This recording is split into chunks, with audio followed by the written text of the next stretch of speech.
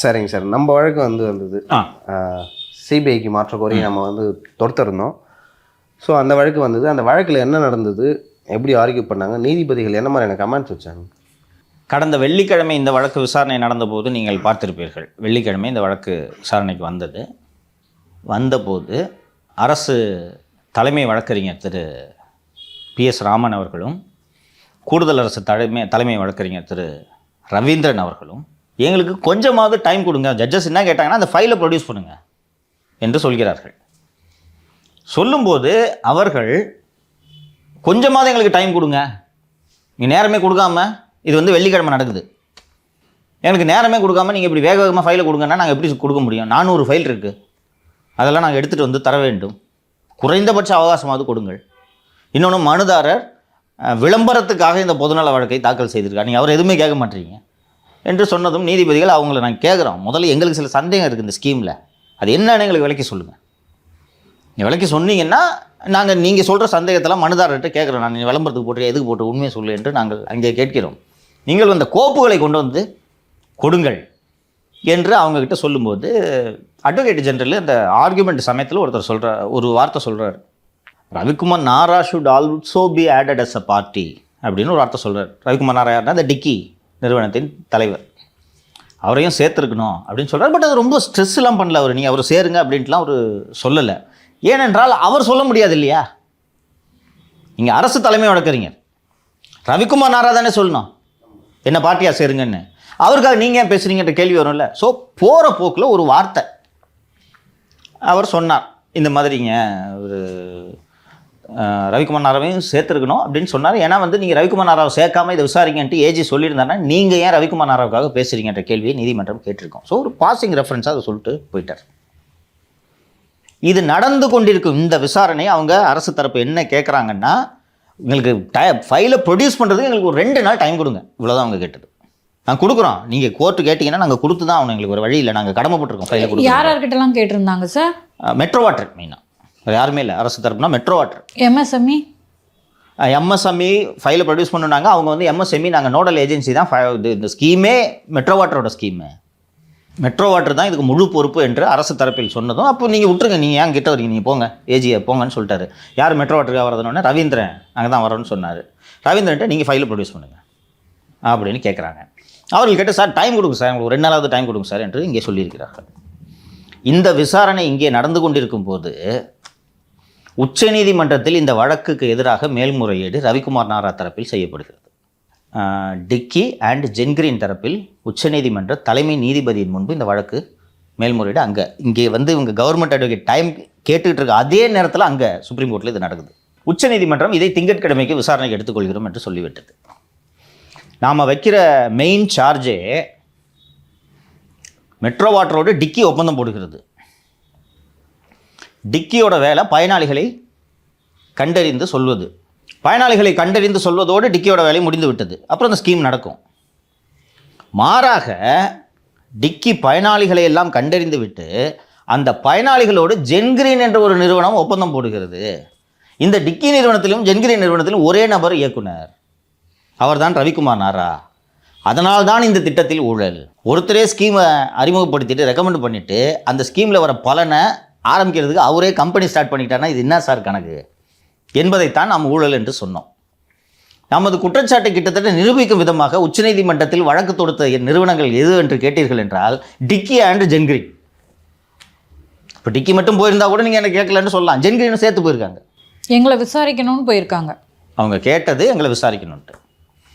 CGI சொன்னபடி இது திங்கட்கிழமை விசாரணைக்கு வந்தது.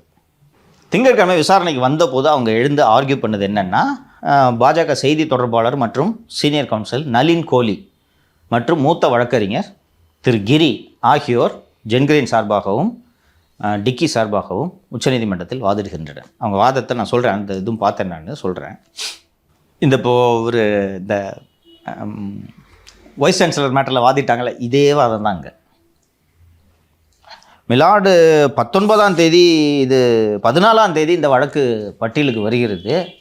அதை எடுத்து 21ஆம் தேதி 19ஆம் தேதி திருப்பி 2வது முறை விசாரணைக்கு வருகிறது. அதற்கு பிறகு பார்த்தா இப்போ 18ஆம் தேதி விசாரணைக்கு வருது. அதுக்கப்புறம் பார்த்தா 21ஆம் தேதி நாங்கள் விசாரிப்போம்னு சொல்கிறாங்க. எங்களுக்கு வாய்ப்பே கொடுக்கல. எங்கள் தரப்பை கேட்காமல் கோடைக்கால அமர்வு அவசரமாக இந்த வழக்கை விசாரிக்கிறது. இப்போ நீங்கள் தான் ஜட்ஜு, உங்களுக்கு இந்த பேக்ரவுண்ட்லாம் தெரியாதுன்னா இது நியாயமாக தானே இருக்கு அவங்க வைக்கிற வாதம். நான் சம்மந்தப்பட்ட ஒரு வழக்கு சென்னை உயர்நீதிமன்றம் விசாரிக்குது, ஆனால் என்னை பற்றி என்கிட்ட என் தரப்பை கேட்கவே இல்லை. இவ்வளோ மட்டும்தான் வாதம். என்ன ப்ரேயரு எதுக்கு எதையுமே அவர்கள் நீதிமன்றத்தில் சொல்லவில்லை. சரி விசாரிக்கிறாங்க, என்ன பண்ணுவாங்க? ஸ்டே கொடுங்க, 2 வாரத்துக்கு ஸ்டே கொடுங்க. அவர்கள் எதிர்பார்க்காதது என்னவென்றால், இப்படி ஒரு வழக்கு உச்சநீதிமன்றத்தில் வருவது நமக்கு தெரியாது என்று அவர்கள் நினைத்திருக்கிறார்கள். இப்போது டிக்கி சைடு வந்து இதை சுப்ரீம் கோர்ட்டு சிஜிஐ கிட்ட இதை சொல்கிறாங்க. சார் எங்களுக்கு தெரியாமல் மெட்ராஸ் ஹைகோர்ட் அவசரமாக ஒரு கேஸை விசாரிக்க சார், என்கிட்ட ஒரு வார்த்தை சொல்லலை சார். சொல்லியிருந்தால் நாங்கள் போயிருப்போம் சார், எங்களுக்கு கேட்கணுமா இல்லையா சார்? இந்த மாதிரி ஒரு முக்கியமான வழக்கை எடுத்து வேகமாக விசாரிக்கிறாங்க. எங்கள் தரப்பை கேட்காம இந்த மாதிரி ஒரு ஆர்டர் பாஸ் பண்ணிட்டாங்கன்னா நாங்கள் அதனால் பாதிக்கப்படுவோம் என்று சொல்லும்போது, நீங்கள் விஷயத்தை தெரியாத ஒரு சிஜே சீஃப் ஜஸ்டிஸாக இருந்தீங்கன்னா, இல்லை சுப்ரீம் கோர்ட் ஜட்ஜாக இருந்தீங்கன்னா என்ன சொல்லுங்கள்? ஆமாம், என்ன ஒரு வார்த்தை கூட வீட்டு கேட்காம விசாரிக்கிறாங்க, ஸ்டே பண்ணுவாங்களா? கேட்கணும். எது? ஸோ இவங்களை அதில் பார்ட்டியாக சேருங்க. பார்ட்டியாக சேர்க்காமல் ஆர்டர் போட்டாங்கன்னா, ஸோ அப்போ கோர்ட் என்ன பண்ணோம்? பார்ட்டியாக சேருங்க, சேர்த்த பிறகு இந்த விசாரணை தொடங்கட்டும், சேர்க்குற வரைக்கும் உயர்நீதிமன்ற விசாரணைக்கு தடை. கரெக்டாக? இதுதான் உச்சநீதிமன்றத்தில் நடக்கும் நார்மலாக. இப்படி நடக்கும் என்று அவர்கள் போனார்கள்.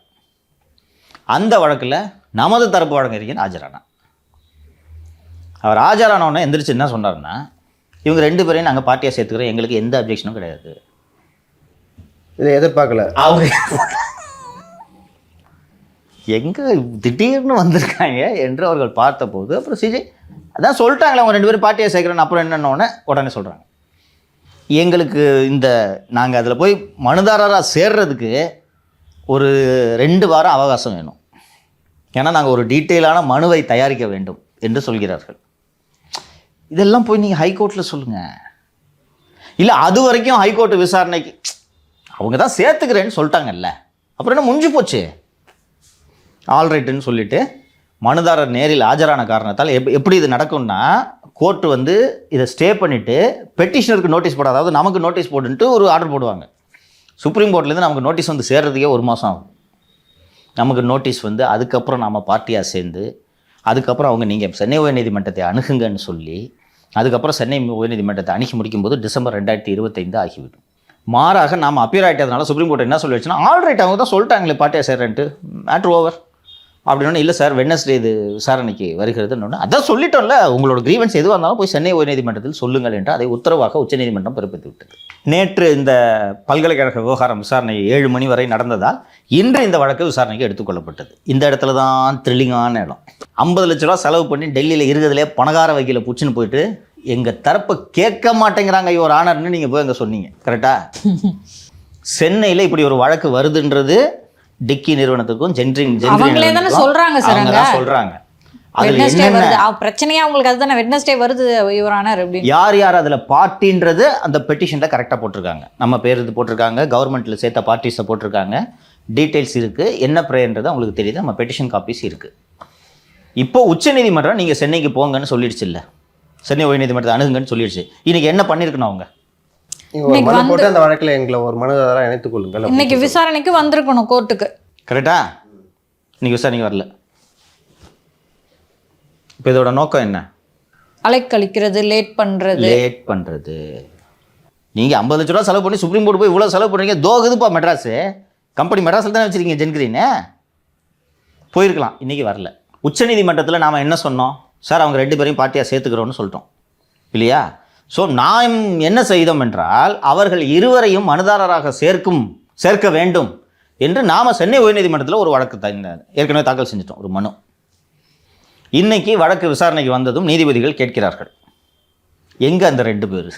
சுப்ரீம் கோர்ட் ஆர்டர் வாங்கி பார்த்துட்டாங்க, சுப்ரீம் கோர்ட்டு வரைக்கும் போய் உத்தரவு போட்டிருக்காங்க, இன்றைக்கி கோர்ட்டுக்கு வந்துருக்கணும், எங்கே அந்த 2 பேருன்னு கேட்டவுடனே 2 பேரும் வரவில்லை, இரு தரப்பும் வரவில்லை.